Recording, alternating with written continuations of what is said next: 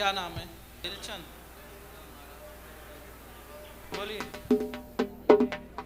क्या हो गया था? हाँ गुरुदेव, सशत गुरु चरण श्री चरण में मेरा सशत नमन। मैं अंबिकापुर से शिव बालक दास और दिलचंद मानिकपुरी को लेकर आया हूँ। गुरुदेव, इनका 23 साल की उम्र में भगवान भोलेनाथ का भजन करते करते अचानक लड़का आया और इनके दोनों पैर में अचानक पेन हुआ और पेन किलर टेबलेट खाने के बाद ऑटोमेटिक दोनों पैर इनका बैठ गया। मेकाहारा में हमने 4-5 साल दिखाया, बहुत सारे डॉक्टर दिखाए। वो कुछ बोल रहे क्या? जी,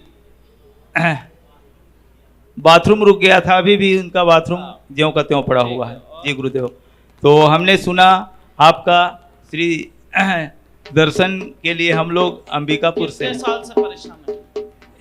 5 साल हो गए गुरुदेव। 5 साल। बस यही है परेशानी गुरुदेव। मेरा जो रीढ़ में दर्द शुरू हुआ और मैं भक्ति भाव करता था तो माता के नवरात्र में भजन करने जा रहा था, तभी मेरा पेट में बाथरूम रुक गया और बाथरूम नहीं होने के कारण हॉस्पिटल में आया, पर वहाँ इसको यूरिन चेंज नहीं कर पाए और सुबह होते तक मेरे सीना से नीचे का पार्ट्स फैल हो गया। क्या हो गया? सीना से नीचे पूरा फैल हो गया। हाँ। और वहाँ से जैसे फैल हुआ है तो आज तक हुआ ही है। डॉक्टर वैद्य वगैरह सभी जगह दिखवा की कोशिश कर रहा हूँ, लेकिन किसी प्रकार भजन लाभ करके आ रहे थे तो क्या हुआ था? भजन करने जा रहा था शाम को, तभी मतलब मेरा पेट में बाथरूम रुक गया। बाथरूम रुक गया जी, और फिर बेहोश हो गया। वहाँ तो मेरे को हॉस्पिटल ले गया अंबिकापुर, फिर वहाँ यूरिन चेंज किए पर नहीं हो पाया। 3-4 यूरिन चेंज किए, नहीं हो पाया तो फिर मेरे को प्राइवेट हॉस्पिटल में ले गए। तो वहाँ लाने के बाद थोड़ा समय होते तक मेरा सीना से नीचे फैल हो चुका था और मेरे को रेफर रायपुर कर दिए। आओ जी, आप आ जाओ। इन पे जो तंत्र है ये 7 वर्षों पहले से हो रहा है, ठीक है? उसका असर आगे हुआ। घटना आपने नहीं बताया, लेकिन मैं बताता हूँ घटना क्या हुई थी, आपको समझ में नहीं आई। इनके ऊपर उग्र क्रियाएं की गई थी तथा पैरों को ढीला कराने की क्रिया की गई थी। दुर्घटना कराई गई, बेहोश कराया गया, गिराया गया। गिराने से रीढ़ की हड्डी में चोट लगी है, कमर से नीचे बल नहीं है, नस डैमेज और कट चुकी है। नस रीढ़ की हड्डी में फंस के डैमेज हो गई है और कट चुकी है।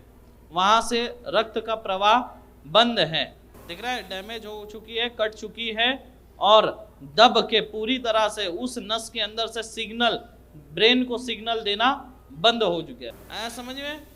रीढ़ की हड्डी में नस फंसी तो फंसी, कटी भी, और 2 रीढ़ की हड्डी के बीच में फंस के रह गई, जिससे उसके अंदर रक्त का प्रवाह नहीं रहा और प्रवाह नहीं रहने से ब्रेन को सिग्नल नहीं जाता है कि हमको चलना है और चलने के लिए पैरों में बल देना है, इसीलिए पैरों में बल नहीं है।